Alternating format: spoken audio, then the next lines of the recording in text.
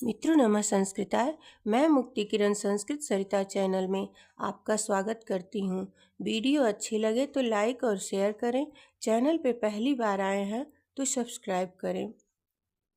आज मैं आप लोगों के लिए लेके आई हूँ उत्तर रामचरितम के तृतीय अंक की कथा। द्वितीय अंक की कथा में हमने सुना राम शंभू का वध करके महर्षि अगस्त्य के आश्रम में चले जाते हैं। उत्तर रामचरितम का तृतीय अंक प्राण स्वरूप है। इस अंक में सीता का अदृश्य रूप दिखाया गया है, इसलिए इस अंक का नाम कवि ने छाया अंक रखा है।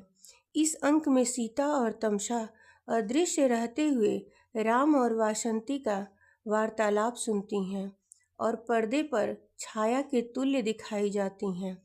वे दोनों परस्पर वार्तालाप करती हैं। तमसा के कहने पर मूर्छित राम को सीता हस्त स्पर्श से होश में लाती हैं।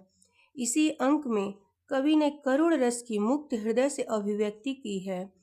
तृतीय अंक उत्तर रामचरितम का प्रधान अंक है। मित्रों, तो आइए अब हम लोग तृतीय अंक की कथा का श्रवण करते हैं। तृतीय अंक की कथा का स्थान है दंडकारण्य का पंचवटी प्रवेश। तमसा और मुरला नामक दो नदी देवताओं का प्रवेश होता है। दोनों के संवाद से सूचित होता है कि सीता के परित्याग से राम अत्यधिक दुखित एवं शोकातुर हैं। गोदावरी नदी से प्रार्थना की गई है कि वह राम के जीवन के प्रति सावधान रहें। कुश और लव के विषय में भी विवरण प्राप्त होता है कि वाल्मीकि के आश्रम के समीप सीता को छोड़कर जब लक्ष्मण चले जाते हैं, तब सीता ने प्रसव पीड़ा से पीड़ित होकर अपने आप को गंगा के प्रवाह में डाल दिया और वहीं उनके दो पुत्र उत्पन्न हुए। गंगा और पृथ्वी कृपा करके सीता को पाताल ले गईं। जब दोनों बालकों ने माता का दूध छोड़ दिया, तब देवी गंगा ने स्वयं वे दोनों बालक महर्षि वाल्मीकि को समर्पित किए। इधर राम अगस्त्य के आश्रम में लौटकर पंचवटी में आते हैं।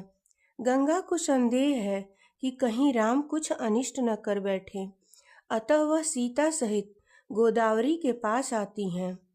उस दिन कुश और लव की 12वीं वर्षगांठ थी।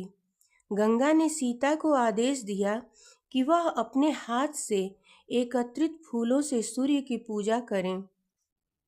साथ ही सीता को सिद्धि प्रदान की कि वह अदृश्य होकर रहेंगी।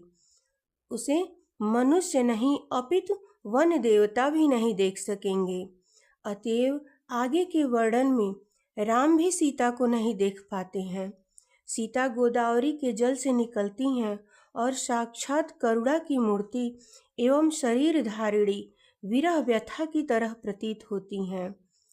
राम पंचवटी में प्रवेश करते हैं और अपने पूर्व परिचित स्थानों को देखकर मूर्छित होते हैं।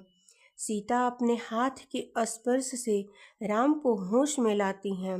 राम सीता के प्रति अपने हार्दिक एवं मार्मिक उद्गार प्रकट करते हैं। सीता भी अदृश्य रहते हुए राम के हार्दिक भावों से परिचित होती हैं। वन देवता वासंती का पंचवटी में राम से मिलना होता है। राम वासंती से वार्तालाप करते हैं। उधर अदृश्य रहते हुए सीता तमसा से बात करती है। पंचवटी के दृश्यों का वर्णन है। वासंती राम से सीता के विषय में प्रश्न पूछती हैं और सीता परित्याग के लिए राम की भर्त्सना की है। वासंती कहती है कि कीर्ति लाभ के लिए क्या सीता परित्याग उचित कार्य था। राम दुखित होते हैं और आशंका प्रकट करते हैं कि वन में सीता को हिंसक पशु खा गए हैं। राम भावावेश में विलाप करते हैं। वे मूर्छित हो जाते हैं और सीता के हस्त स्पर्श से होश में आते हैं। राम सूचित करते हैं कि उन्होंने अश्वमेध यज्ञ प्रारंभ किया है और उसमें सीता की स्वर्ण प्रतिमा को उन्होंने पत्नी के स्थान पर रखा है। राम अश्वमेध के लिए अयोध्या लौट जाते हैं और सीता पुत्रों की वर्षगांठ मनाने के लिए गंगा के पास जाती हैं। अब तृतीय अंक की कथा समाप्त होती है।